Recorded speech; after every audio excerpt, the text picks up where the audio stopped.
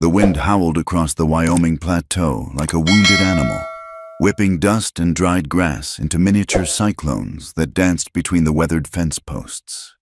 It was the kind of wind that could strip the hope from a man's soul, the kind that reminded folks why so many turned back east before ever setting down roots in this unforgiving land. Eliza Hart stood at the edge of town, her black widow's dress snapping against her legs like angry crows. She'd been standing there for near an hour, watching the horizon where the red earth cracked and bled under the August sun. The basket on her arm held 3 eggs and a half loaf of stale bread, payment from the widow Morrison for mending her Sunday dress. It wasn't much, but it was honest work. And honest work was hard to come by when half the town crossed themselves when they saw you coming. "There she goes," muttered Sarah Jenkins to her companion as they hurried past. "The Hart woman, pretty as poison ivy and twice as dangerous." Eliza didn't turn. She'd heard worse. In the 14 months since Thomas had died in that quarry accident, if accident was what you called it when a man's own foolishness with dynamite sent him to meet his maker, she'd become accustomed to the whispers that followed her like shadows. The truth was simpler and more complex than any of their gossip. Thomas Hart had been a hard man who'd grown harder with each failed venture, each whiskey-soaked night, each debt that mounted higher than the last. His death had freed her from one prison only to lock her in another, that of a young widow with debts she couldn't pay and a reputation she couldn't shake. She turned toward her cabin, a ramshackle thing that leaned to the east as if trying to escape the relentless western wind. The roof needed patching before winter, but tar cost money, and money was something Eliza Hart didn't have. The sound of hoofbeats made her pause. A rider was coming into town from the north, his horse's gait steady and purposeful, even from a distance. She could tell this wasn't one of the local ranchers or cowboys. This man sat his horse like he owned the ground beneath its hooves.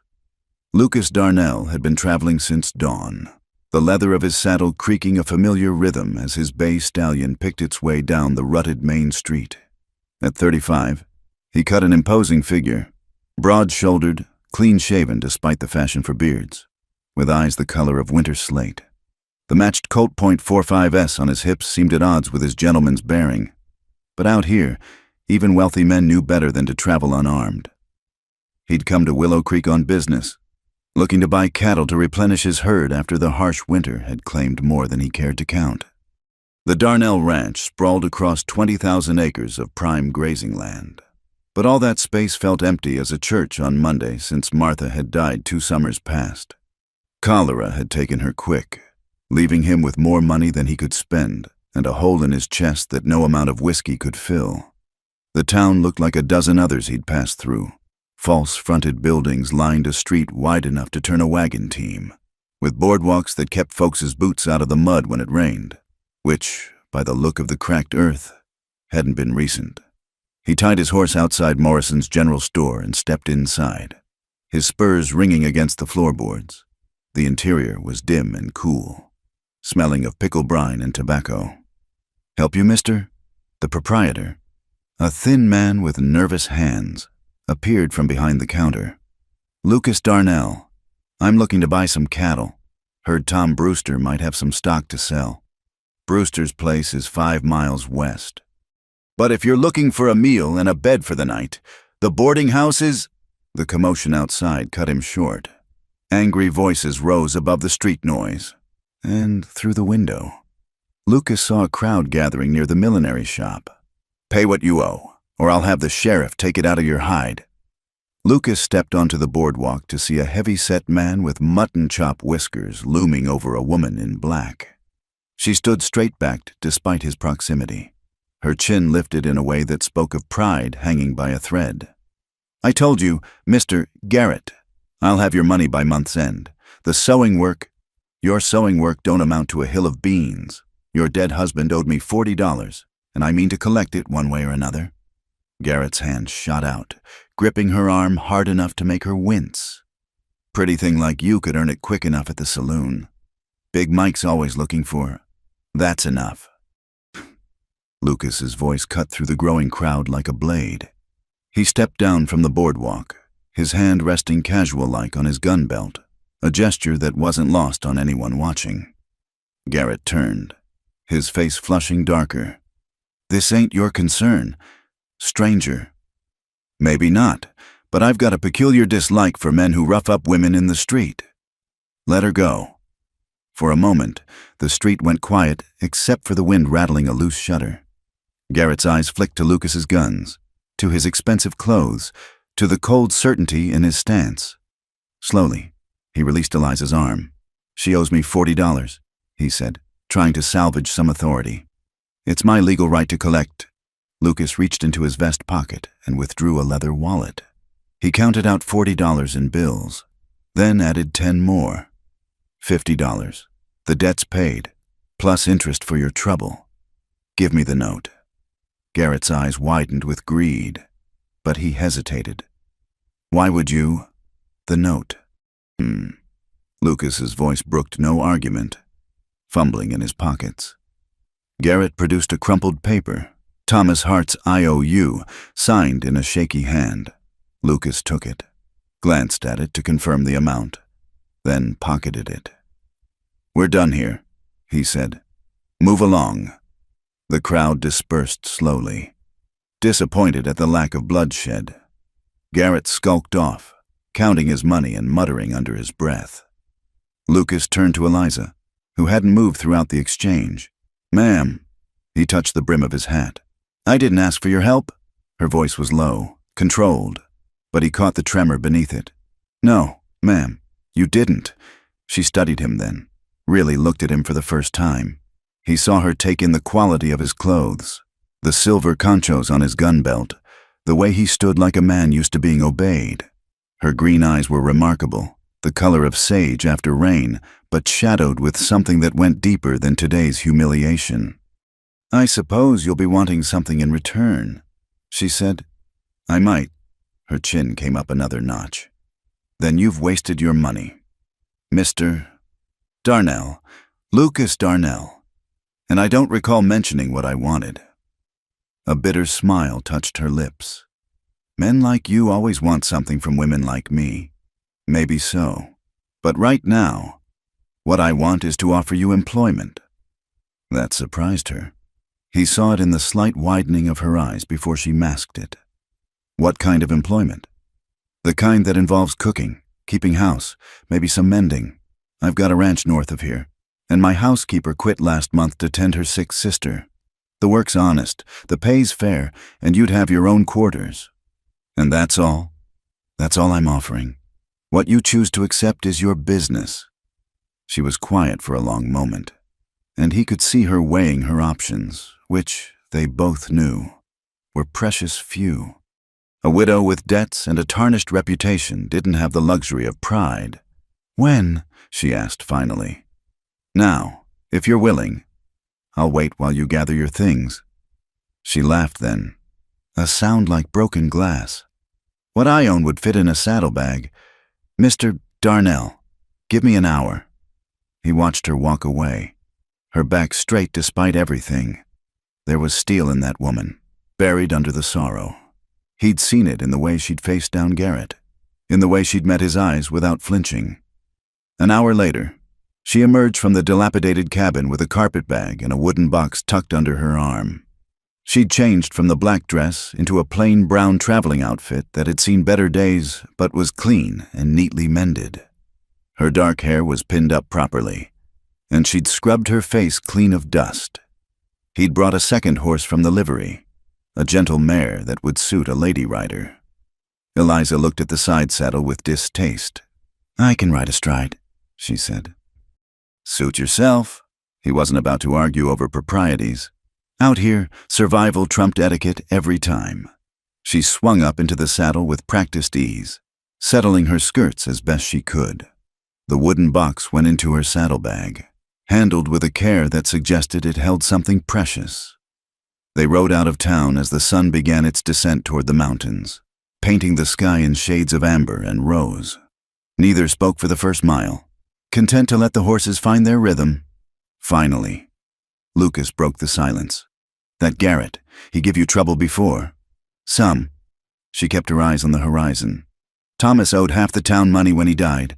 Mr. Garrett's just the loudest about collecting. Your husband was a gambling man? Among other things. He didn't press. Everyone out here had their secrets, their sorrows. Some wore them on their sleeves. Others, like the woman riding beside him, buried them deep. The landscape opened up as they left town behind. Endless stretches of sagebrush and buffalo grass, punctuated by weathered rock formations that looked like ancient sentinels. The mountains loomed in the distance, their peaks already dusted with early snow. How far? Eliza asked as they paused to water the horses at a creek. Another 10 miles. We'll make it before full dark. She nodded, kneeling to cup water in her hands and drink. When she stood, she swayed slightly, and he realized she probably hadn't eaten properly in days. There's jerky and biscuits in my saddlebag, he said, keeping his voice neutral. Help yourself. Pride warred with hunger in her face before practicality won. She took only a small portion, chewing slowly like someone who'd learned to make food last. As they remounted and continued north, the sun sank lower, stretching their shadows long across the ground. A hawk circled overhead, riding the thermals with effortless grace. The wind had gentled to a whisper, carrying the scent of sage and dust. Lucas found himself stealing glances at his companion, in profile, with the sunset catching the auburn hints in her dark hair. She was striking, but it was more than beauty that drew his attention. There was something about her, a quality of stillness, of watchfulness, that reminded him of a deer poised for flight. They crested a rise, and the Darnell ranch spread before them. Even in the fading light, it was impressive. A main house of fitted logs and stone, barns and outbuildings arranged with military precision, fences that ran straight as surveyor's lines toward the horizon. Eliza pulled up short, taking it all in. This is yours, every acre. She was quiet for a moment. Then, so soft he almost missed it. It's a grand prison you've brought me to, Mr. Darnell. Before he could respond, she urged her horse forward, down toward the buildings that would be her new home, or her new cage. Lucas followed, wondering which it would prove to be, and why the distinction mattered so much to him already. The windows of the main house glowed with lamplight as they approached, and somewhere a dog barked a warning. Lucas called out, and a figure emerged from the barn. Jim Bradley, his foreman, rifle in hand until he recognized his employer. Boss, didn't expect you back tonight. Jim's eyes went to Eliza, curious but polite. Miss Hart will be taking over the housekeeping duties. Lucas said simply, see that her horse is tended. We'll be needing supper. As they dismounted in front of the house, Eliza stood for a moment, looking up at the structure that loomed above her, in the dying light, with shadows pooling in the angles of the roof. It looked both sheltering and forbidding. Second thoughts? Lucas asked quietly. She turned to him, and in her eyes he saw a flash of something. Defiance, perhaps, or resignation worn sharp as a blade. No, Mr. Darnell. I learned long ago that thoughts, second or otherwise, are a luxury I can't afford. She climbed the porch steps without looking back, leaving Lucas to wonder what kind of bargain he'd truly made in that dusty street in town, and why the weight of her sadness felt so familiar against his own. The Darnell Ranch sprawled beneath the morning sun like a small kingdom carved from the wilderness. 20,000 acres of prime grazing land stretched to every horizon, broken only by the silver thread of Willow Creek winding through the valley. The main house sat on a rise overlooking it all, 2 stories of fitted logs and fieldstone, with a wide porch that wrapped around 3 sides and windows that caught the first light like watchful eyes. Eliza stood at the kitchen window, her hands wrapped around a cup of coffee that had gone cold while she studied this new world. It had been 5 days since Lucas Darnell had brought her here. 5 days of learning the rhythms of a place so different from the cramped cabin she'd shared with Thomas. The house itself was a revelation, built to last, with thick walls that kept out the wind and floors of polished pine that gleamed in the lamplight.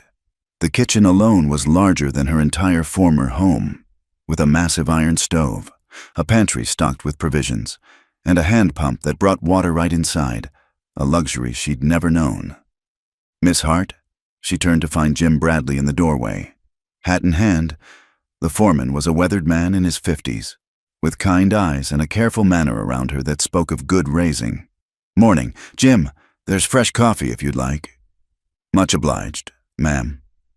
He helped himself, then cleared his throat. "Boss wanted me to tell you he'll be gone most of the day, riding out to check the west pastures.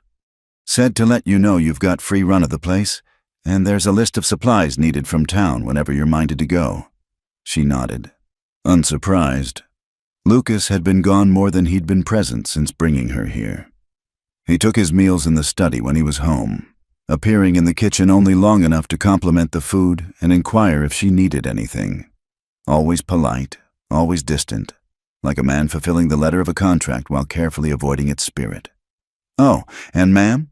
Jim paused at the door. "Nobody here thinks of you as a servant. Boss made that real clear. You're the housekeeper, same as Mrs. Grundy was before she left. That means you run the house as you see fit."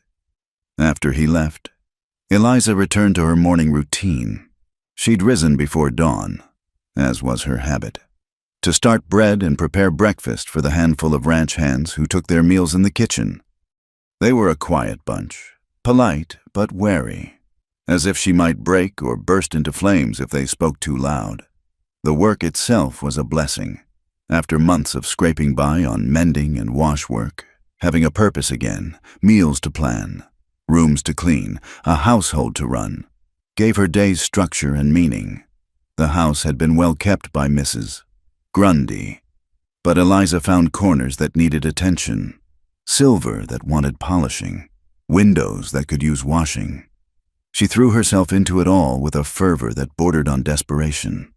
When her hands were busy, her mind couldn't wander to dangerous places. When she fell into bed exhausted each night in the small but comfortable room off the kitchen, she was too tired for the dreams that had plagued her in the months after Thomas died. It was late afternoon when she heard hoofbeats in the yard.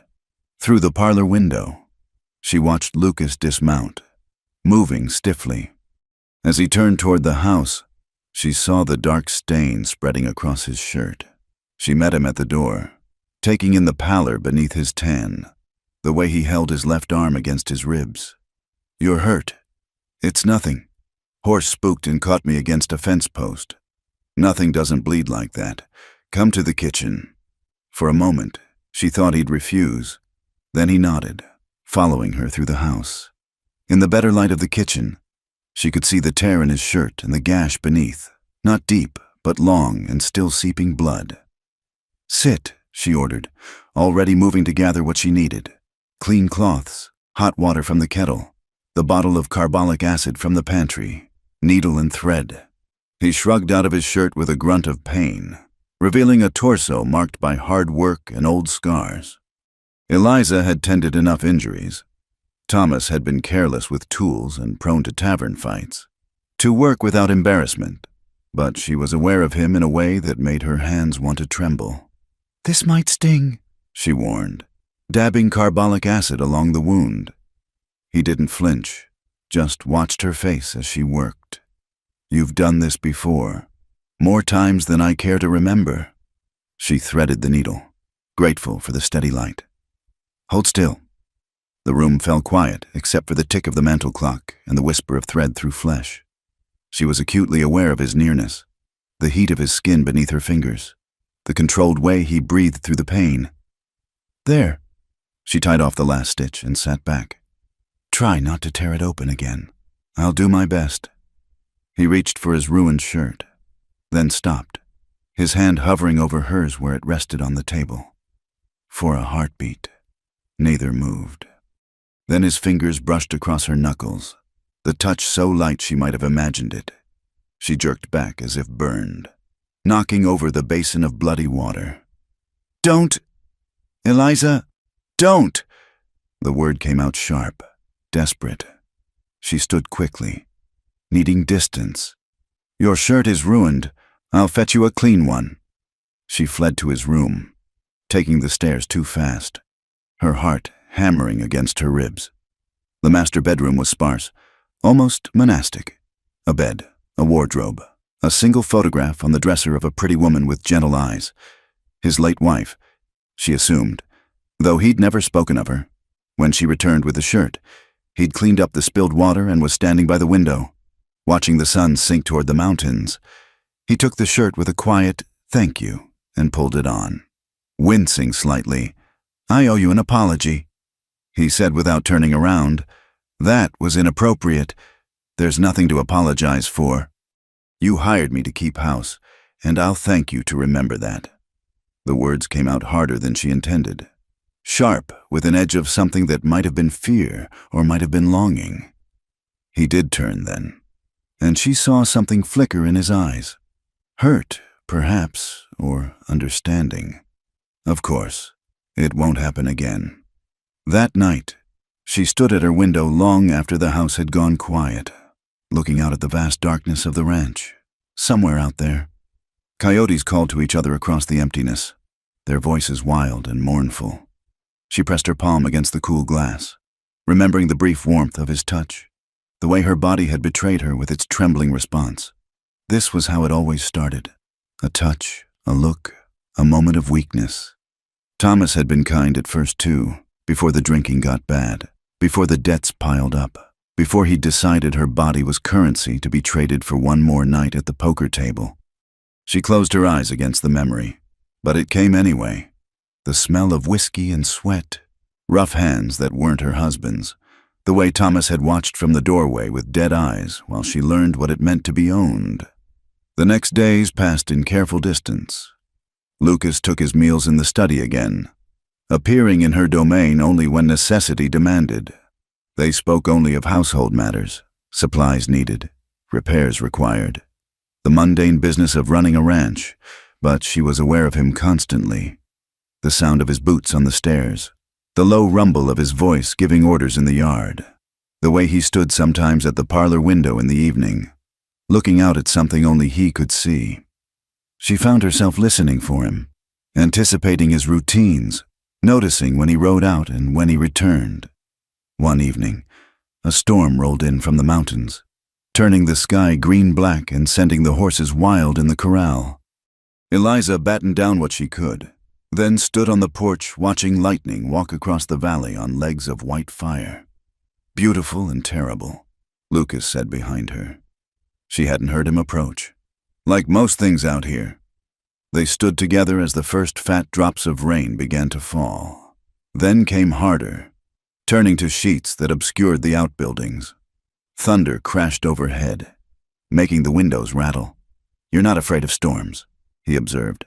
"I'm afraid of plenty of things. Mr. Darnell, weather isn't one of them." "What are you afraid of?" She turned to look at him then. Really look at him. In the strange stormlight, his face was all plains and shadows, and she thought she saw her own loneliness reflected there. "Men who think they can buy whatever they want," she said quietly. "Touch me again, and I'll ruin you." The words hung between them like a living thing. She saw him absorb them, saw the flicker of what? Hurt, anger, understanding. "I believe you would," he said finally, "or try to." He went inside, leaving her alone with the storm. She stayed until the rain soaked through her dress, until she was shivering with cold and something else, something that felt dangerously like regret. That night, she heard him pacing in his room above hers, the floorboards creaking with his restless movement. She lay in her narrow bed, staring at the ceiling, wondering what dreams kept him wakeful, wondering if they were anything like hers.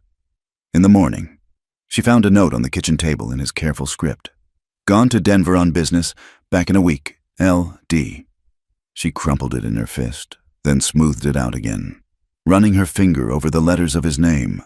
A week to remember who she was and why she was here. A week to shore up the walls that one gentle touch had threatened to crumble. But as she went about her duties in the too-quiet house, she found herself looking for him anyway. A shadow in the doorway, a figure at the window, a presence that had somehow become necessary to the rhythm of her days. And that terrified her more than any storm. The week stretched before Eliza like an endless prairie, each day blending into the next without Lucas's presence to mark the hours.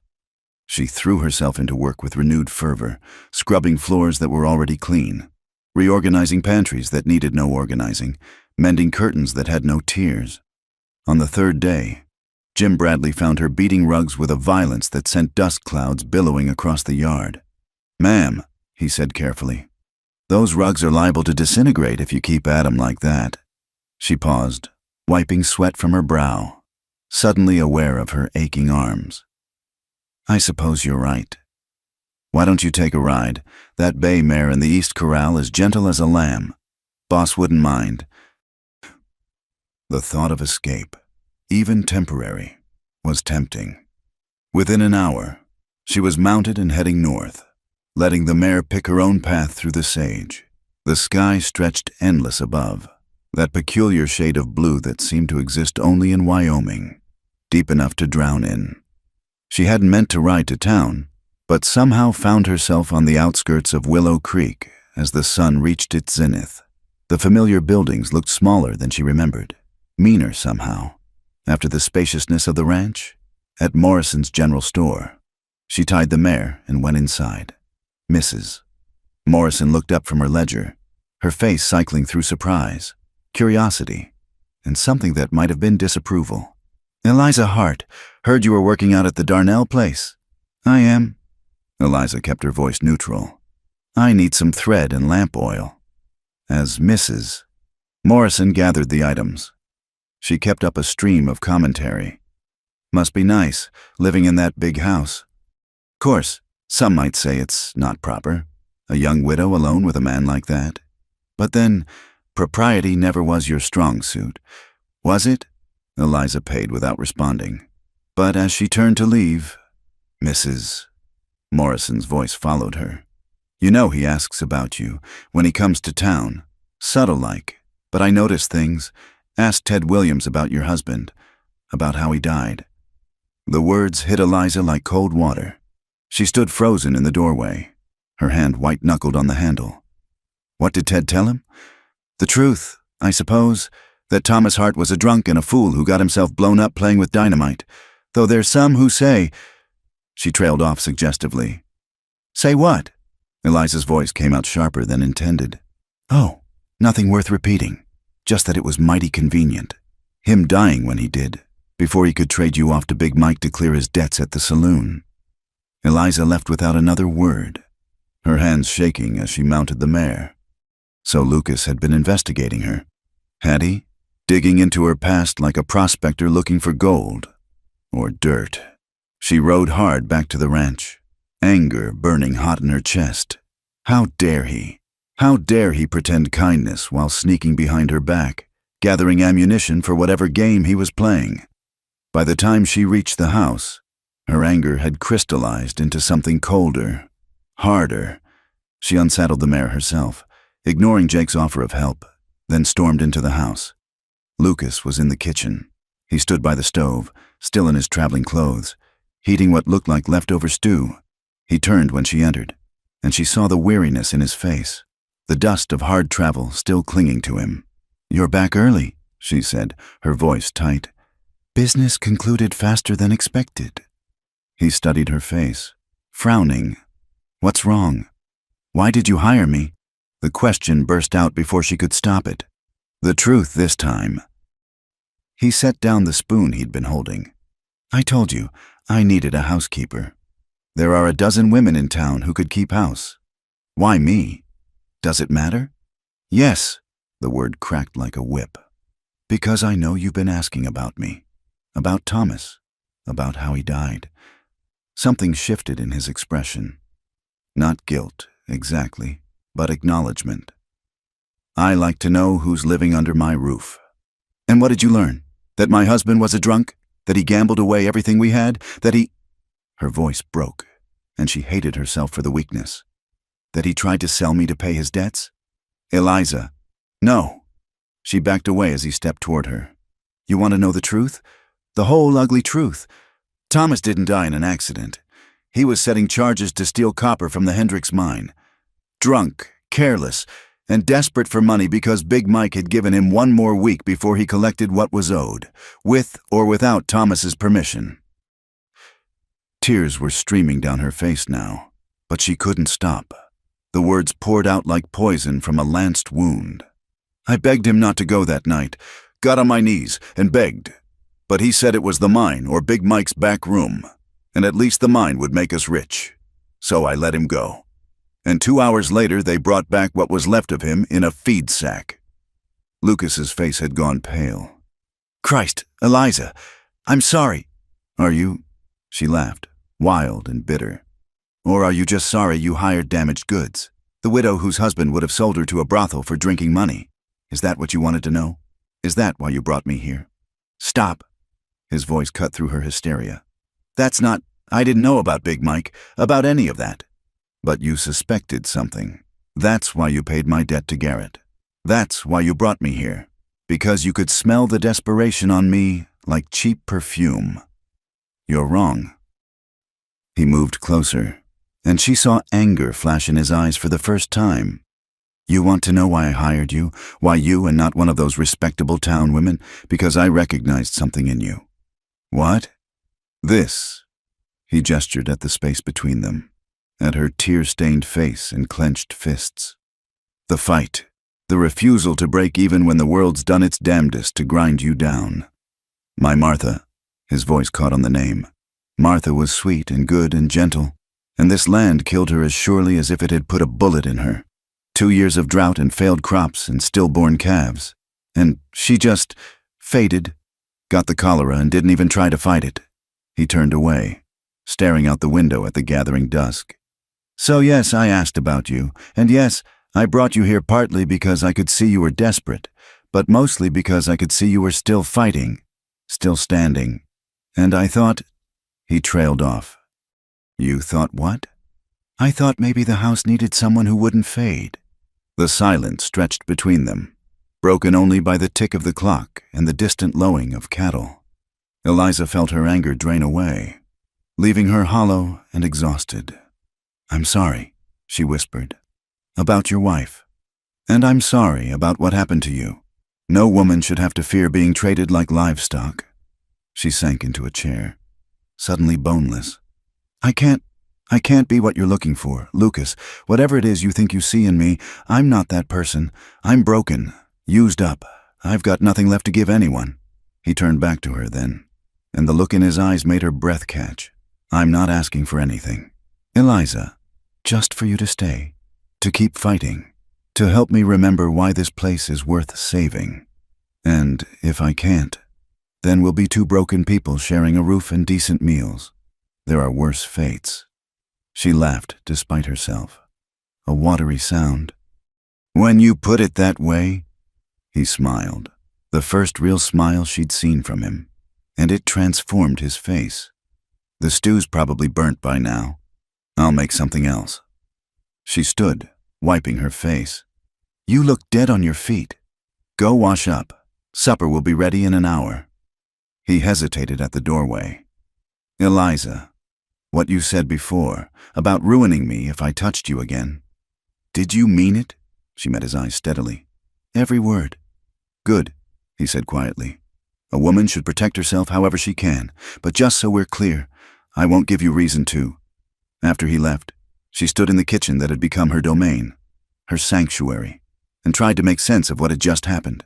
She'd exposed her ugliest secrets, her deepest shames, and he hadn't turned away, hadn't judged or pitied or tried to fix her. He'd simply understood. It was more dangerous than any touch. That night, as she served supper in the dining room, a concession to the emotional upheaval of the day, they talked carefully of neutral things, the ranch, the weather, the need for winter supplies. But underneath the mundane words ran a current of awareness, of recognition. Two damaged souls, each nursing wounds that wouldn't heal, trying to find a way to coexist without causing more harm. It wasn't love. Eliza wasn't sure she believed in love anymore. But it was something. Understanding, perhaps. Or simply the relief of not having to pretend. Later, as she cleaned the kitchen, she found herself humming, the first time she'd done so since Thomas died. It was an old hymn her mother used to sing, about endurance and faith and the promise of better days. She didn't believe the words anymore, But the melody was enough. For now, it was enough. September turned to October with a suddenness that caught everyone unprepared. The first frost came early, silvering the grass and sending the ranch hands scrambling to move the cattle to lower pastures.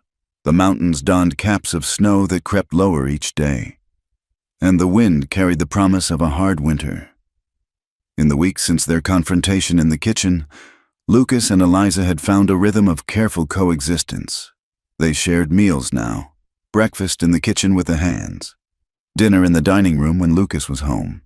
Their conversations ranged from ranch business to books. He had a surprising library. From memories of easier times to speculation about the coming weather. What they didn't discuss was the growing awareness between them. The way their eyes would meet across the table and hold a beat too long. The fever arrived with the first real cold snap. Eliza woke one morning to find Jim Bradley at the kitchen door, his face grim. "It's the Saunders family, ma'am. All 5 of them down with fever. Doc Holcomb says it's spreading through town fast. By noon, 3 of the ranch hands had taken ill. By evening, Jim himself was burning up, delirious with fever." Lucas and Eliza worked side by side, moving the sick men to the bunkhouse, trying to keep them comfortable with cool cloths and willow bark tea. "You should go," Lucas told her as they changed Jim's sweat-soaked sheets. "Head to Denver until this passes. And leave you to manage alone? Don't be foolish." "Eliza, I'm staying." Her tone brooked no argument. "Now help me get fresh water." For 3 days, they battled the fever together. The ranch hands who hadn't fled were too sick to help, leaving Lucas and Eliza to tend the ill, maintain the essential chores, and keep the cattle from straying. They worked in shifts, catching fragments of sleep when they could, communicating in glances and gestures born of exhaustion and necessity. On the 3rd night, with rain lashing the windows and Jim's fever finally breaking, they collapsed at the kitchen table. Eliza's hair had come loose from its pins, hanging in damp tendrils around her face. Lucas's shirt was stained with sweat and medicine, his jaw rough with 3 days' growth of beard. "You look terrible," she said. "You look beautiful." The words hung in the air between them. Eliza felt heat rise in her cheeks that had nothing to do with the stove. "Lucas, I know." He rubbed his face with both hands. "I'm sorry. I'm tired and not thinking clearly." She reached across the table, covering his hand with hers. It was the first time she'd voluntarily touched him since that day he'd been injured. "Don't apologize. Not for that." They sat that way for a long moment, hands linked across the scarred wood, too weary for pretense. Then Eliza pulled away, standing on unsteady legs. "You need sleep, real sleep, in a bed, not catching naps in a chair." "So do you." "I'll rest once I know everyone's on the mend." She moved to the stove, adding wood. "Go on, that's an order from your housekeeper." He stood, swaying slightly. "You're more than that, and we both know it." Before she could respond, he was gone, leaving her alone with the rain and her racing heart. The fever broke in the settlement, but it left the ranch short-handed. The coward hands who'd fled didn't return, leaving only Lucas, Eliza, Jim, still weak but determined, and young Jake Morrison to manage the sprawling operation. "We need to bring the herd down from the high pastures before the real snow comes," Lucas said over breakfast. "It's a 2-day job in good weather, longer if the storm they're predicting hits." "I can help," Eliza offered. "I grew up on a farm. I can ride and rope well enough." Lucas looked skeptical, but Jim nodded. "Begging your pardon, boss, but we need every hand we can get, and I've seen Miss Eliza on horseback." "She'll do." So it was that Eliza found herself riding out with the men on a crisp October morning, dressed in borrowed trousers and one of Lucas's old coats. The freedom of it, riding astride, working under the vast sky, being useful in ways that had nothing to do with cooking or cleaning, made her feel more alive than she had in years. They found the herd scattered across the high meadows, grown fat on summer grass and reluctant to leave. Moving them was slow work, requiring patience and skill. Eliza learned to read the cattle's moods, to anticipate which ones would break for the timber, to position herself where she was needed most. By late afternoon, clouds were building over the mountains, dark and heavy with snow. They'd gathered most of the herd, but a dozen head had vanished into a box canyon to the north. "Leave them," Jim advised. "Storm's coming fast," but Lucas was already turning his horse. "Can't afford to lose even 12 head. Jake, you and Jim get the main herd moving." "Eliza and I will fetch the strays." Eliza followed him into the canyon, the walls rising steep on either side. They found the cattle huddled at the far end, nervous and wall-eyed as the wind picked up, working together. They hazed the animals back toward the entrance, but the storm hit before they could clear the canyon. Snow came sideways, driven by wind that cut through clothing like a knife. Within minutes, visibility dropped to mere yards. The cattle balked, milling in confusion. "We need shelter," Lucas shouted over the wind. Eliza remembered passing a line shack on the way up, a small cabin used by cowboys during roundup. "This way," trusting her memory and her horse's instincts. She led them through the blinding snow. The cabin materialized out of the white like a miracle, rough-hewn logs with a lean-to stable attached. They drove the cattle into the shelter, then fought their way to the cabin door. Inside, it was dark and cold, but blessedly free of wind. Lucas fumbled with matches while Eliza felt along the wall for a lantern. Light revealed a single room with a stove, a rough table, and a narrow bunk built against one wall. Basic supplies lined a shelf: canned beans, coffee, blankets that smelled of horse and tobacco. "Well," Lucas said, surveying their refuge, "I've stayed in worse places."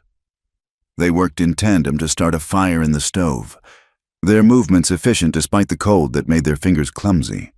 Soon, the small space began to warm, though they could hear the storm raging outside, clawing at the walls like a living thing.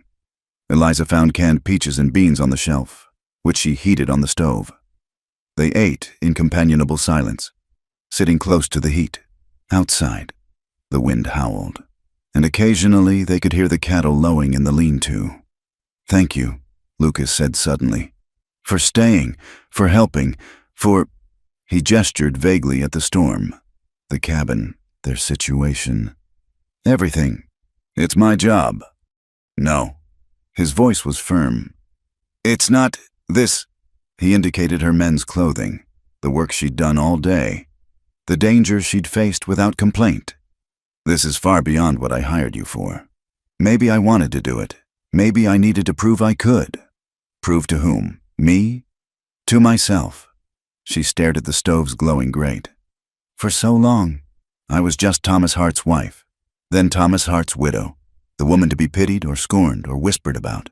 But out there today, working the cattle, facing the storm, I was just Eliza, and it felt free." "Yes." The word came out as barely a whisper. They sat in silence as the storm raged on. The temperature dropped steadily despite the stove, and Eliza found herself shivering even wrapped in her coat. "The bunk," Lucas said. "We should share it, for warmth." She stiffened. "Lucas, just warmth. Eliza, I give you my word, but if we try to sleep separately, we'll freeze." She knew he was right. Already, ice was forming on the inside of the windows, and their breath came in visible puffs. Survival trumped propriety. They arranged themselves carefully on the narrow bunk, fully clothed, with Lucas's back against the wall and Eliza on the outside edge. He draped both their coats over them like blankets, despite their care not to touch. The space was so small that contact was inevitable. His arm beneath her head, her back against his chest, the mingling of their body heat in the cold. "Tell me about before," she said into the darkness. "Before you came here, where you grew up." So he talked, his voice a low rumble she felt as much as heard. He told her about growing up in Ohio, the son of a schoolteacher and a minister, about heading west at 17 with dreams of gold and finding cattle instead, about meeting Martha at a church social, her laugh like silver bells, her faith in him unwavering even when the ranch struggled. "She would have liked you," he said quietly. "I doubt that. A proper minister's daughter and someone like me. You're stronger than she was, stronger than you know." She turned in his arms to face him, though the darkness was complete. I'm not strong.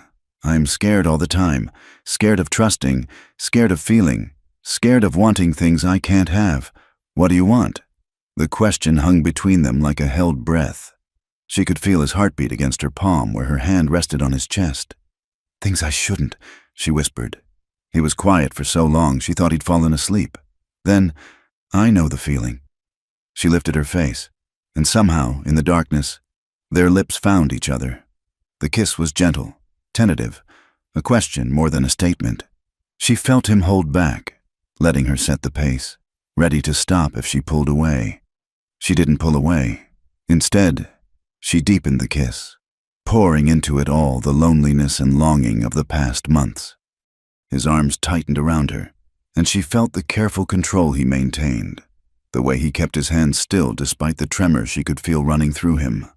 When they finally broke apart, both breathing hard, she pressed her forehead against his chin. I'm still scared, she admitted. So am I. They held each other through the night, not speaking, not moving beyond that single kiss. When dawn came, bringing weak light and the revelation that the storm had passed, they rose and dressed in silence, careful not to meet each other's eyes. The ride back to the ranch was quiet, each lost in thought. They found Jim and Jake had brought the main herd down safely, though they'd worried through the night about their missing boss and housekeeper. That evening, as Eliza served dinner, she felt the weight of what had passed between them in the cabin. Lucas caught her hand as she set down his plate. No regrets? He asked quietly. She thought of his arms around her in the dark, of feeling safe for the first time in longer than she could remember, of the kiss that had asked for nothing more than what she was willing to give. No, she said. No regrets. But as she lay in her bed that night, listening to his footsteps overhead, she wondered if that was true, because now she knew what it felt like to be held by him, to be kissed with tenderness instead of demand, and that knowledge was more dangerous than any blizzard.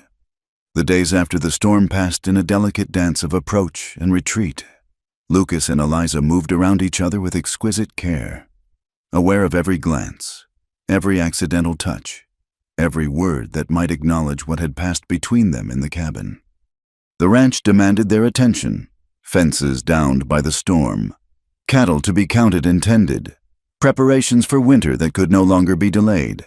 But beneath the work ran a current of awareness that made even the simplest interactions charged with meaning.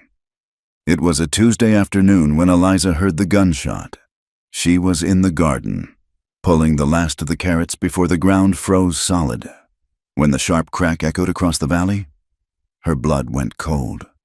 Lucas had ridden out that morning to check the west boundary, alone as always, despite Jim's protests about raiders who'd been hitting ranches along the territorial border. A second shot followed, then silence. Without thinking, she ran for the stable. Jake tried to stop her, but she pushed past him, throwing a saddle on the bay mare with hands that shook. Miss Eliza, you can't. Which way did he go? West pasture, but she was already mounted and riding hard before he could finish. The mare stretched out beneath her, eating ground with long strides. Eliza leaned low over her neck, her heart hammering against her ribs. Please, she prayed to a God she'd stopped believing in. Please, not again. Don't let me lose someone again. She found Lucas's horse first, grazing riderless near a stand of cottonwoods. Then she saw him, on the ground, his shirt dark with blood. No! The word tore from her throat as she flung herself from the saddle. No, no, no!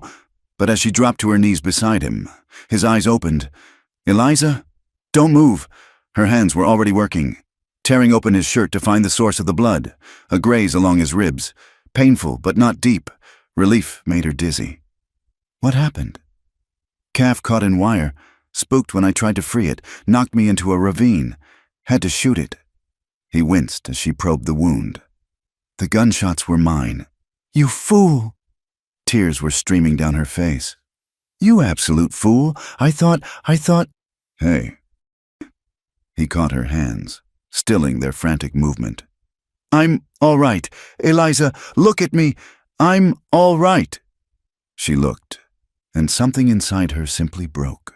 All the walls she'd built, all the careful distance she'd maintained, crumbled like dust. She kissed him with desperate hunger, tasting blood and dust and life. He responded instantly, his arms coming around her, pulling her against him despite his injured ribs. When they broke apart, both breathing hard, she saw her own wonder reflected in his eyes. "Take me home," she whispered. The ride back was a blur. She insisted Lucas ride with her, afraid to let him out of her sight, his arms around her waist as the mare carried them both. Jim met them in the yard, took one look at Lucas's bloody shirt and Eliza's tear-stained face, and wisely asked no questions beyond whether to send for the doctor. "No need," Lucas said. "Just needs cleaning and bandaging." In the kitchen, Eliza worked with steady hands now, washing the wound, applying salve, wrapping clean bandages around his ribs. But when she finished, when there was nothing left to do but step away, she found she couldn't. "Eliza," his voice was rough. "We should talk about—" "No." She pressed her fingers to his lips. "No talking, not now. I'm so tired of being careful. Lucas, so tired of being afraid." He caught her hand, pressing it flat against his chest where she could feel his heart racing. "Are you sure?" "I'm sure I almost lost you today. I'm sure that when I thought you might be dead, I wanted to die too. I'm sure that if we don't take this chance now, I'll regret it for the rest of my life." She met his eyes, letting him see everything she'd kept hidden. "Is that sure enough?"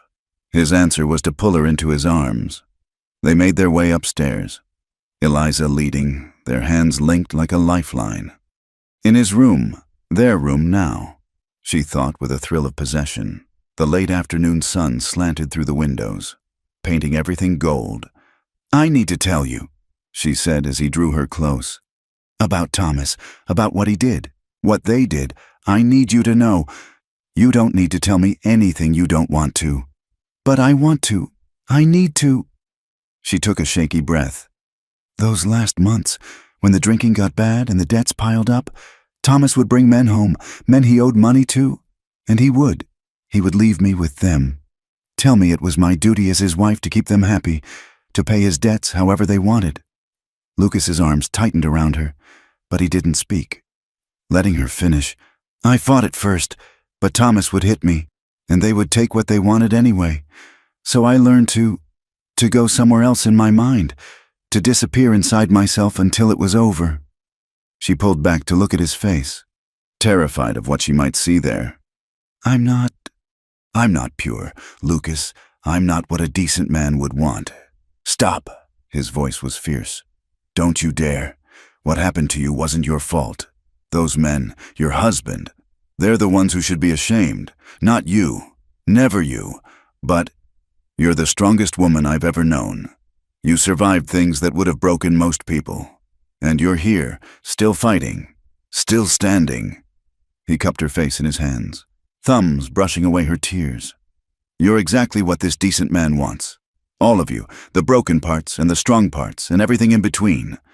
She kissed him then, different from before, slower, deeper, with a tenderness that made her ache. When his hands moved to the buttons of her dress, she helped him, wanting nothing between them. Not cloth, not fear, not the ghosts of the past. What followed was nothing like her experiences with Thomas and his creditors. Lucas touched her like she was precious, like she might shatter if he wasn't careful. He asked with every caress, every kiss, waiting for her permission before proceeding. When old panic tried to rise, he sensed it immediately, gentling his touch, murmuring reassurances until she relaxed again. "We can stop," he said at one point, when she tensed at a particular touch. "Anytime you want, we stop." "I don't want to stop. I need to see you. I need to know it's you." So he lit the lamp despite the daylight, positioned himself where she could see his face clearly. And when they finally came together, it was with her setting the pace, her choosing the moment, her taking back the power that had been stolen from her. Afterwards, they lay entwined in the golden light, her head on his chest, listening to his heartbeat slow. She felt scraped raw, emptied out and filled up all at once. When tears came, he simply held her, stroking her hair, letting her cry for all the things she'd lost and all the things she'd found. "I love you," he said quietly. "I think I have since that first day, when you stood up to Garrett with your chin high and fire in your eyes." She lifted her head to look at him. "Even knowing what I am, what I've done, because of who you are, because of what you've survived." He traced her face with one finger. "Reverent. I love your strength and your stubbornness. I love how you hum when you're happy and how you attack housework like it's personally offended you. I love that you stood by me during the fever, that you rode out into a blizzard to help with the cattle, that you came racing to find me today even though it terrified you. I love you too," she whispered, the words feeling strange and wonderful on her tongue. "I didn't think I could, after everything, but you made me believe in possibility again." They stayed in bed as the sun set and stars began to appear in the darkening sky. Eliza felt something shift inside her, some last piece of armor falling away.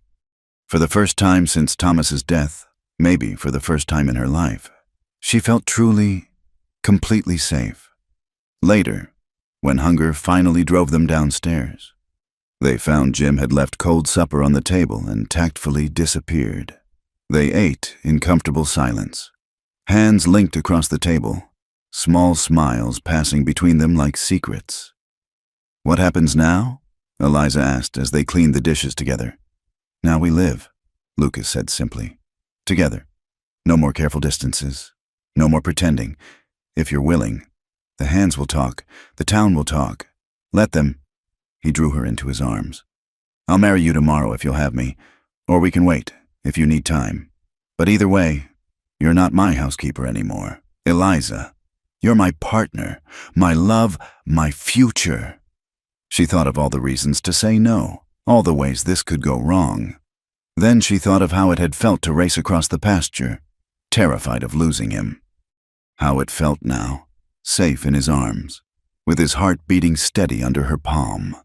"Yes," she said, "to all of it, to marriage, to partnership, to the future." "Yes." He kissed her then, there in the kitchen where it had all begun, and she felt the last of her walls crumble completely. She was vulnerable now, open to hurt in ways she'd sworn she'd never be again. But she was also open to love, to joy, to all the things she'd thought were lost to her forever. Outside, the wind sang through the cottonwoods, and, somewhere in the distance, coyotes called to their mates.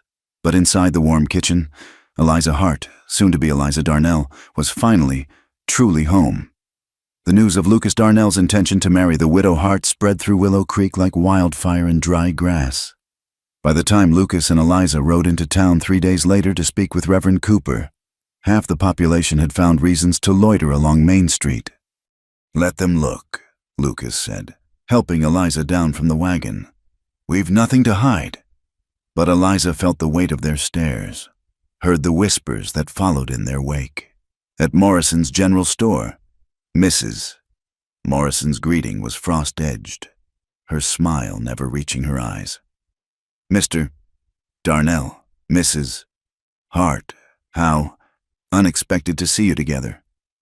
"We've come for supplies," Lucas said evenly. "And to post the banns, Miss Hart has done me the honor of accepting my proposal." The store fell silent. Every customer stopped pretending to shop and turned to stare openly. Mrs. Morrison's mouth opened and closed like a landed fish. "I see." She recovered herself enough to add, "Well, I suppose congratulations are in order, though some might say it's rather sudden." "Some might say it's none of their business," Eliza replied quietly. They completed their purchases in tense silence and left quickly. But outside, a small crowd had gathered, including several of Thomas's former drinking companions. Well, Pete Garrett stepped forward, the same man Lucas had paid off months ago. "The widow's done well for herself. Didn't take long to warm the rich man's bed, did it?" Lucas's hand moved to his gun, but Eliza caught his arm. Don't. He's not worth it. Listen to your woman, Darnell. Garrett's smile was ugly. She knows all about what's worth what. Tommy Hart used to brag about how accommodating she could be when the price was right. The words hit Eliza like physical blows, each one reopening wounds she'd thought were healing. She felt Lucas tense beside her, violence coiling in his muscles. Lucas, please, let's just go. Yeah, run along, another man called out. Though I got to say, Darnell, you're paying a mighty high price for goods that have been well handled already. Lucas moved so fast Eliza barely saw it. One moment he was beside her, the next he had the speaker, a rat-faced man named Cousins, by the throat against the nearest wall. You say one more word about my future wife, Lucas said, his voice deadly quiet. And I'll kill you where you stand. That goes for all of you. Any man who disrespects Mrs. Hart disrespects me, and I've killed men for less. He released Cousins, who slumped, gasping against the wall. The crowd melted away, suddenly remembering urgent business elsewhere. But Eliza had seen the looks on their faces, the mixture of fear and contempt that promised this wasn't over. The ride back to the ranch was silent. Eliza stared straight ahead, her hands clenched in her lap, feeling filthy despite knowing she'd done nothing wrong. When they reached the house, she climbed down before Lucas could help her and walked inside without a word. She was standing at the kitchen window when he found her, tears streaming down her face. Eliza, they're right. Her voice was hollow. I am damaged goods, used. Everyone knows it. I'll bring nothing but shame to your name. Stop. He turned her to face him. Those men are garbage. Their words mean nothing. But they're true. Thomas did sell me to pay his debts. I did let men... She couldn't finish, choking on self-loathing. You survived, Lucas said fiercely. That's all that matters. You survived, and you're here, and you're mine. I don't give a damn what anyone in that cesspool of a town thinks. You should care. Your reputation. My reputation. He laughed bitterly. I'm the man who couldn't keep his wife alive, who lives like a hermit on his ranch, who wears guns like some kind of gunfighter instead of a respectable cattleman. They whisper about me too, Eliza. Let them whisper about us together. That night, they made love with a desperate passion, as if trying to prove something to themselves and the world. But afterwards, Eliza lay awake, Lucas sleeping beside her, and felt the weight of the town's judgment pressing down like stones. The next weeks brought more trials. Someone poisoned one of their water holes, killing a dozen cattle. Fences were cut in the night. One morning, they woke to find whore painted in red across the barn wall. Lucas wanted to go to the sheriff, but Eliza knew it would do no good. Sheriff Watson was Pete Garrett's cousin, and the law in Willow Creek had always been selective in its justice. We could leave, she suggested one evening after finding their mailbox smashed and their letters scattered across the yard. Start fresh somewhere else. This is my land, Lucas said stubbornly. Our land. I won't be driven off by cowards and bigots. But the harassment escalated. 3 more hands quit after being threatened in town. Suppliers became reluctant to fill their orders. The isolation that had once been their sanctuary became a trap. The breaking point came on a cold November night. Eliza woke to the smell of smoke and the crackling of flames. The barn was on fire, flames already licking at the roof. She shook Lucas awake, and they raced outside in their night clothes. The horses were screaming in terror, without thinking. Eliza ran into the burning barn. The smoke was thick, choking, but she could hear the animals panic. She fumbled with latches, throwing open stall doors, driving the horses out into the night. She was reaching for the last horse, Lucas's bay stallion, when a beam crashed down, showering her with sparks. The stallion reared, striking out in blind panic. A hoof caught her shoulder, spinning her into the wall. Darkness rushed in at the edges of her vision. Then Lucas was there, pulling her out, half carrying, half dragging her from the inferno. They collapsed in the yard, coughing, gasping for clean air. Behind them, the barn collapsed in a shower of sparks that rose like hell's own fireworks against the night sky. Are you insane? Lucas shouted, running his hands over her. checking for injuries. "You could have been killed! The horses? Damn the horses! You think I care about horses?" His voice broke. "I can't lose you, Eliza! I can't!" It was only then that she saw the riders. 6 men, faces covered with bandanas, watching from just beyond the fence. One of them, she recognized Pete Garrett's bulk despite the mask, touched his hat in mock salute. Then they were gone, melting into the darkness like the cowards they were. Jim and Jake arrived, having seen the flames from the bunkhouse. Together they fought to keep the fire from spreading, forming a bucket brigade from the well. By dawn, the barn was a smoking ruin, but the house and other buildings were saved. Eliza sat on the porch steps, a blanket around her shoulders, watching the sun rise over the devastation. Her shoulder throbbed where the horse had struck her, and her lungs still burned from the smoke. But worse than the physical pain was the crushing weight of guilt. "This is my fault," she said when Lucas sat beside her. "They did this because of me. They did this because they're criminals and cowards, who were provoked by you marrying the town whore. Don't," his voice was sharp, "don't you dare call yourself that. Why not? It's what everyone thinks. It's what I am. You're the woman I love, the woman who ran into a burning barn to save my horses, the woman who stood by me through everything." He took her face in his hands, forcing her to meet his eyes. "And if they burn down every building on this ranch, I'll still choose you, every time." But Eliza had reached her limit. The constant harassment, the knowledge that she'd brought this trouble to his door, the weight of the town's judgment. It was too much. That night, while Lucas met with the sheriff, who predictably found no evidence of arson, she made her decision. She waited until the house was quiet, Lucas finally asleep after keeping watch half the night. Then she dressed in her old brown traveling dress, packed her few belongings in the same carpet bag she'd arrived with, and wrote a letter with shaking hands. "My dearest Lucas, you gave me something I never thought I'd have. Love, safety, a chance at happiness, but I've brought you nothing but trouble in return.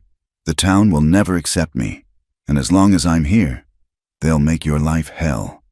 I love you too much to watch you lose everything because of me. By the time you read this, I'll be gone. Please don't look for me.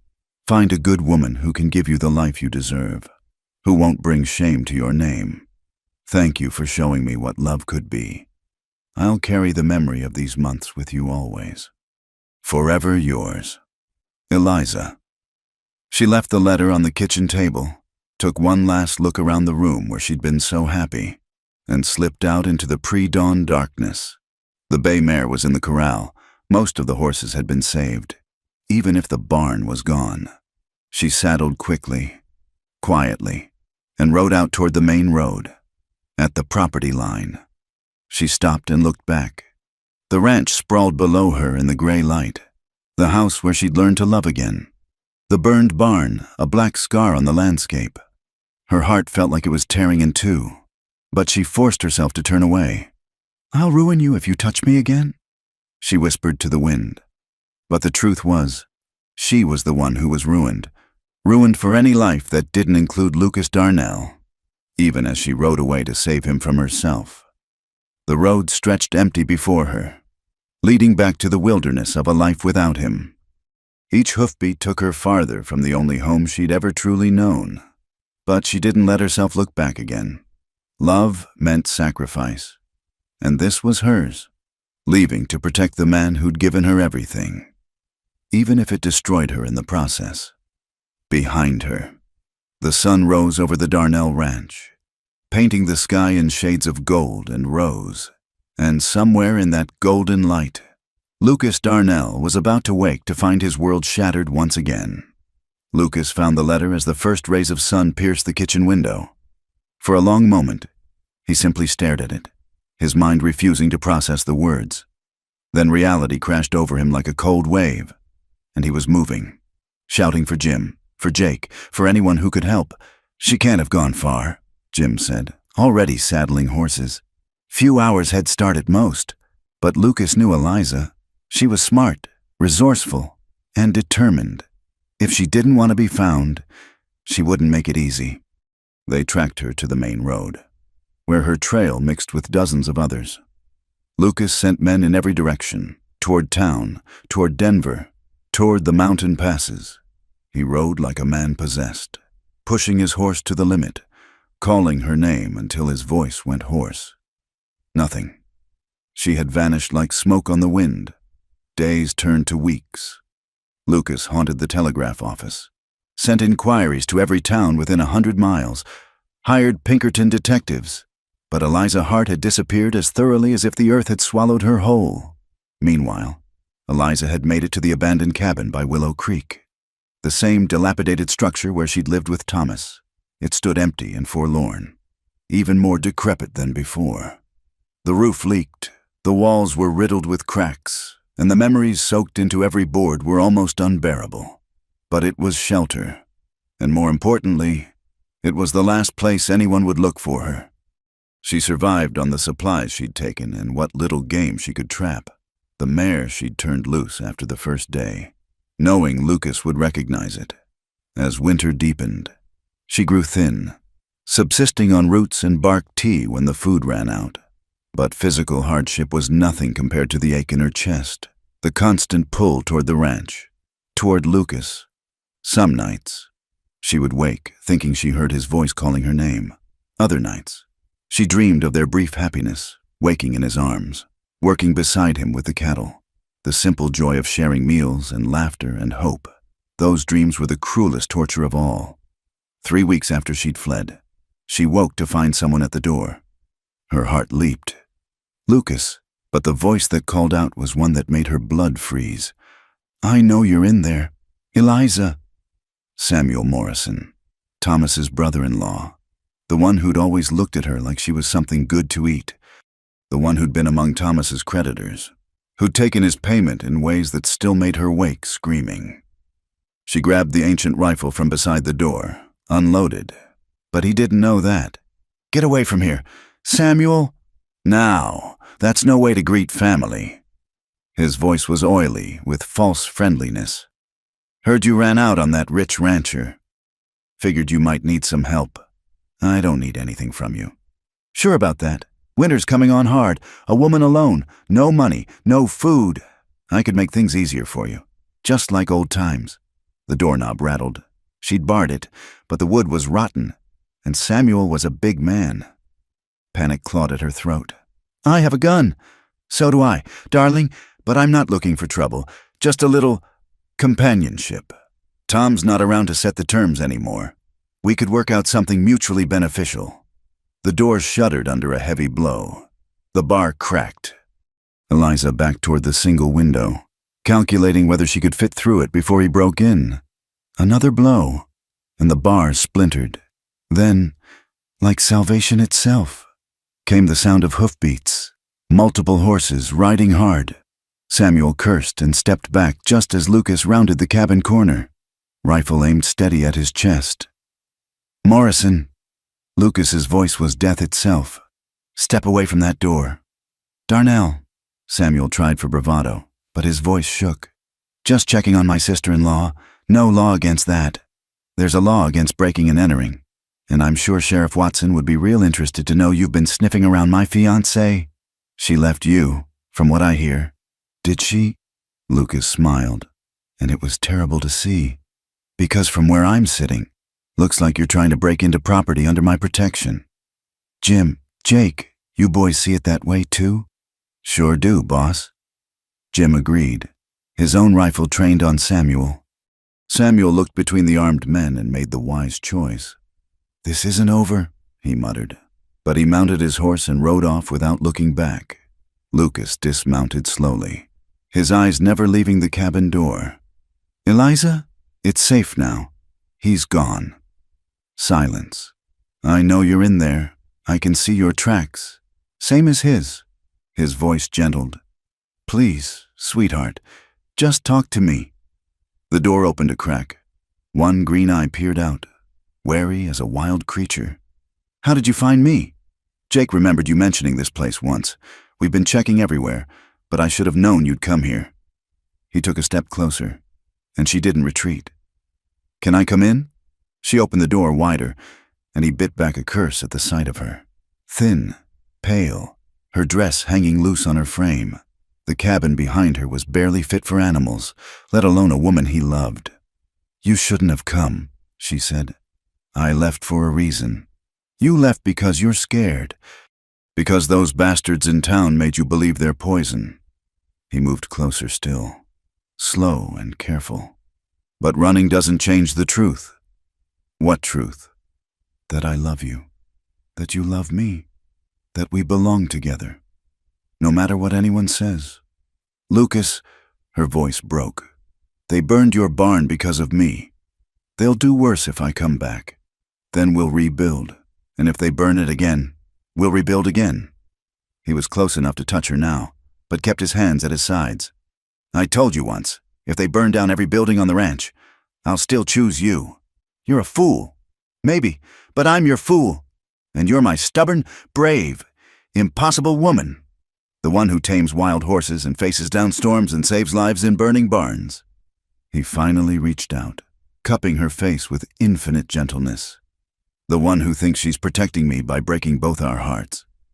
She crumbled then, falling against him with a sob that seemed to come from her very soul.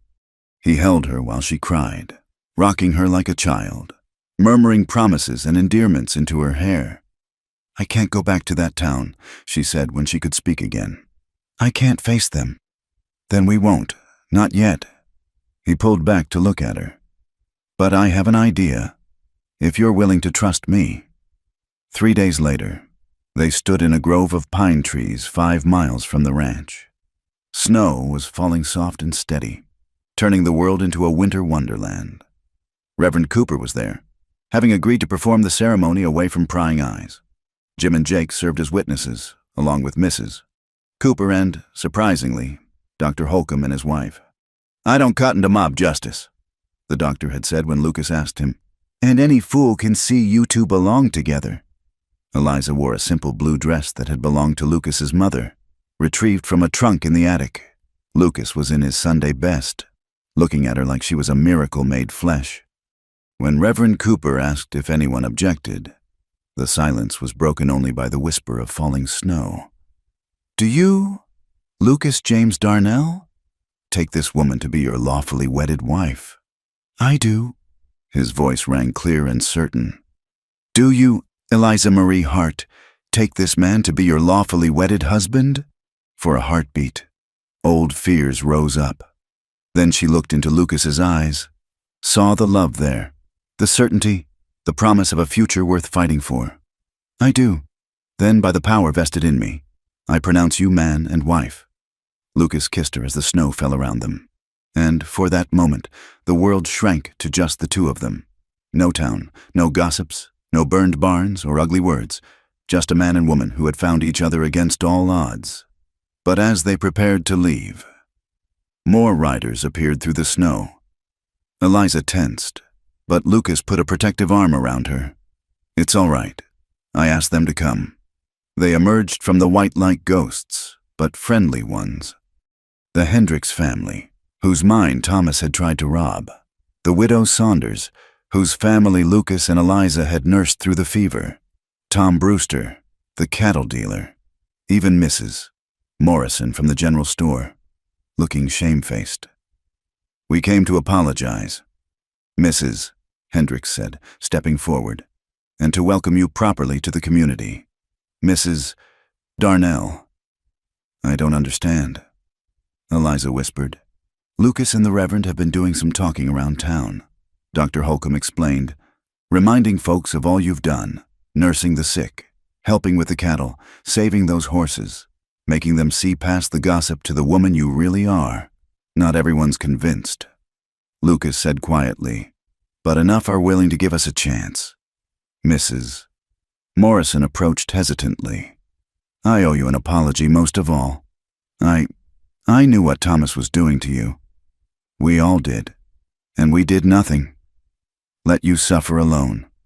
Then judged you for surviving." Her voice broke. "I'm sorry. We're sorry." Eliza felt tears on her cheeks, but for once they weren't bitter. "Thank you," she managed. There's more, Tom Brewster said. Pete Garrett and his cronies, the ones who burned your barn, they've been run out of town. Sheriff Watson, too, when we found out he was taking bribes to look the other way. We've got a new sheriff now, one who believes in actual justice. And we had a barn raising planned for spring, Jim added with a grin. But seeing as how you went and got married without proper warning, we figured we'd make it a wedding gift. Lumber's already ordered. The impromptu reception moved to the ranch house, where Jake had prepared a feast with help from several town women. The house that had been so empty filled with laughter and music. Someone had brought a fiddle, and couples danced while snow continued to fall outside. Late in the evening, Eliza found herself on the porch, needing a moment to absorb it all. Lucas found her there, wrapping his coat around her shoulders. "Too much?" he asked. "No, it's perfect. She turned to look at him. "This morning I thought I'd lost everything, and now you're Mrs. Lucas Darnell, respected member of the community, owner of half a ranch, and the most beautiful woman in Wyoming." She laughed, the sound bright as bells in the cold air. "I was so sure I'd ruin you." "Well," he said, pulling her close, "if this is ruin, I'll take it." She rose on her toes to kiss him, pouring all her love and gratitude into the touch. When they broke apart, she saw their guests watching through the window, smiling at the sight. "Shall we go back in, Mrs. Darnell?" "In a moment." She leaned against him, looking out at their land, covered in pristine snow. "I want to remember this. All of it. The night I stopped running and started living." He held her close as the snow continued to fall, and somewhere in the distance, church bells rang out the hour. It was a sound of celebration, of new beginnings, of hope reclaimed from the ashes of despair. Tomorrow there would be work, rebuilding the barn, tending the cattle, creating a life together. There might still be those who whispered, who judged, who couldn't see past old scandals to the truth of their love. But tonight, in this moment, Eliza Darnell was exactly where she belonged, in the arms of the man who had seen her at her worst and chosen to love her anyway, surrounded by people who had found the courage to do what was right, on the ranch that was no longer a prison, but a home. She had threatened to ruin him if he touched her. Instead, his touch had saved them both. Spring came early that year, melting the snow and turning the Wyoming plains into a carpet of wildflowers.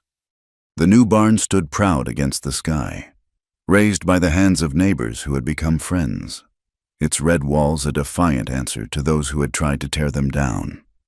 Eliza stood in the doorway of the ranch house, one hand resting on her growing belly, watching Lucas work with a young colt in the corral. 6 months of marriage had brought changes neither of them had dared to hope for. The ranch prospered. Their reputation in town had shifted from scandal to respect, and now new life grew within her, a miracle she'd thought her body too damaged to achieve. "You shouldn't be on your feet so much," Lucas called out, leading the colt toward her. "Dr. Holcomb says exercise is good for me. Besides, someone needs to keep an eye on you. That colt's got more spirit than sense." He grinned, looping the lead rope over the fence. "Like someone else I know?"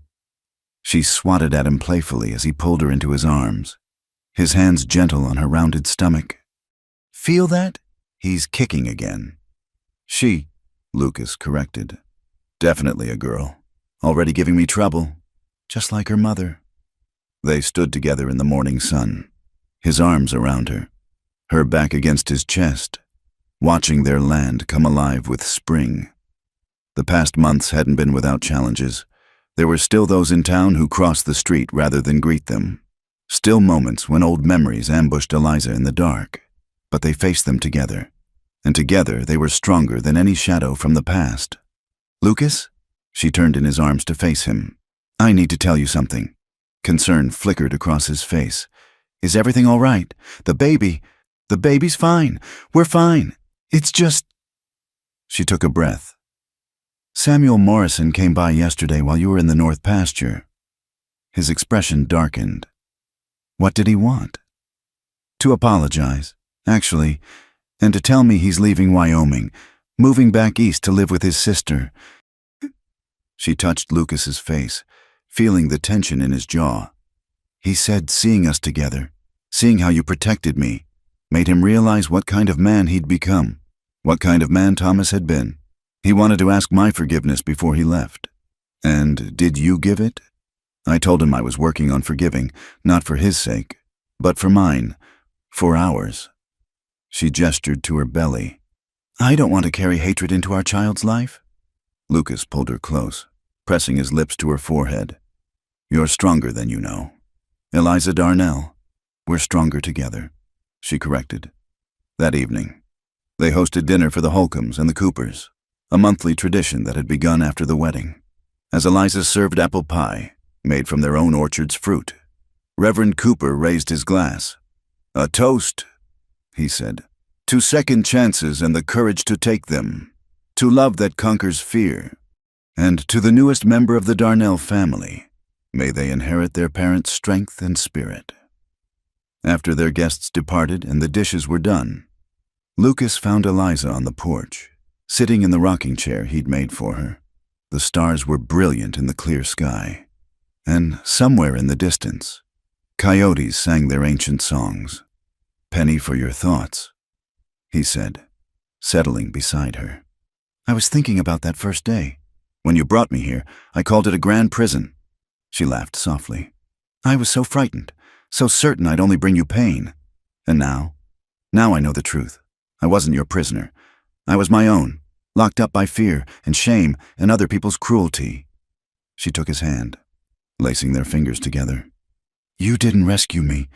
Lucas, you gave me the space to rescue myself, the safety to heal, the love to believe I was worth healing. We rescued each other, he said quietly. I was dying inside before you came, just going through the motions, buried alive in my grief. You brought me back to life. Eliza, you gave me a reason to fight again, to hope again. She stood, drawing him up with her, and led him inside, in their bedroom, once his alone, now theirs together. Moonlight painted everything in silver. She began unbuttoning his shirt, her movements slow and deliberate. Eliza, are you sure? The baby is fine. I'm fine, and I need my husband. She smiled, that mix of vulnerability and strength that never failed to move him. I need to show you how much I love you, how grateful I am, how completely I'm yours. They made love gently, mindful of her condition, but with no less passion for the care they took. Afterwards, they lay entwined, her head on his chest, his hand protective over their unborn child. I used to think I'd ruined myself, she whispered into the darkness. That what happened with Thomas, what those men did, had broken something inside me that could never be fixed. But you showed me the truth. They could take my body, but they couldn't touch my soul. That was mine to give, and I gave it to you freely. And I'll guard it with my life, he promised. The baby came with the autumn harvest, after 16 hours of labor that tested every ounce of Eliza's strength.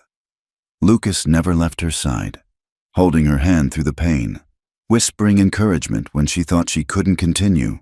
And when their daughter finally arrived, for Lucas had been right about that, her first cry was the most beautiful sound either of them had ever heard. What shall we call her? Lucas asked, cradling the tiny bundle while Eliza rested against the pillows, exhausted but radiant. Hope, Eliza said without hesitation.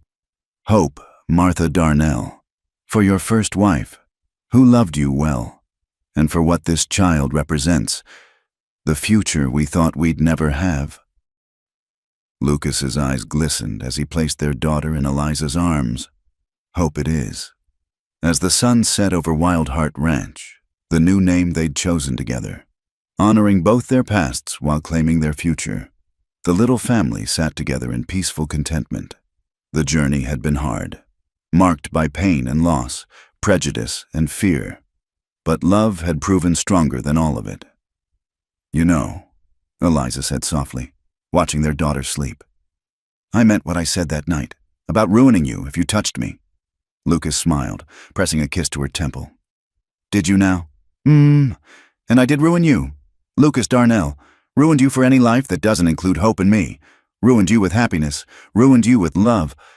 Best ruin that ever happened to me. He agreed.